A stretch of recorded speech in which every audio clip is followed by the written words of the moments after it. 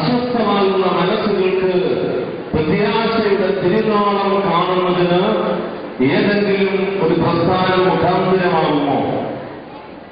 നാം സത്യസന്ധമായി നിഷ്പക്ഷമായി വിലയിരുത്തേണ്ട ഒരു യാഥാർത്ഥ്യമാണ്.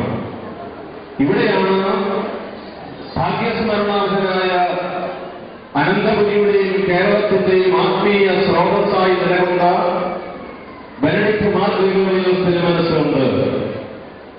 തിരുവനന്തപുരം ആസ്ഥാനമായി മലങ്കര സോഷ്യൽ സർവീസ് സൊസൈറ്റി പ്രവർത്തനം ആരംഭിക്കുന്നത്.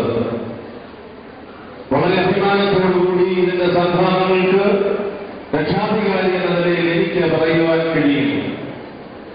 അനേകം കുടുംബങ്ങളിലെ, അനേകം മതസമൂഹങ്ങളിലെ, അനേകം സാമുദായിക പശ്ചാത്തലമുള്ള മനസ്സുകളെ ഒരുമിപ്പിച്ച് കൊണ്ടുവരുന്നതിനും ഈ ചാലകശക്തി നമ്മുടെ കൊച്ചു കേരളത്തിന്റെ പൊതുവായ നന്മയ്ക്ക് വേണ്ടി വിനിയോഗിക്കുന്നതിന് പ്രത്യേകമായി ശ്രദ്ധ ചെലുത്തി എന്ന് പറയുവാൻ കഴിയും. മലങ്കര സോഷ്യൽ സർവീസ് സൊസൈറ്റിയുടെ നന്മ എന്ന് വിശേഷിപ്പിക്കാവുന്ന യഥാർത്ഥ സ്ഥിതി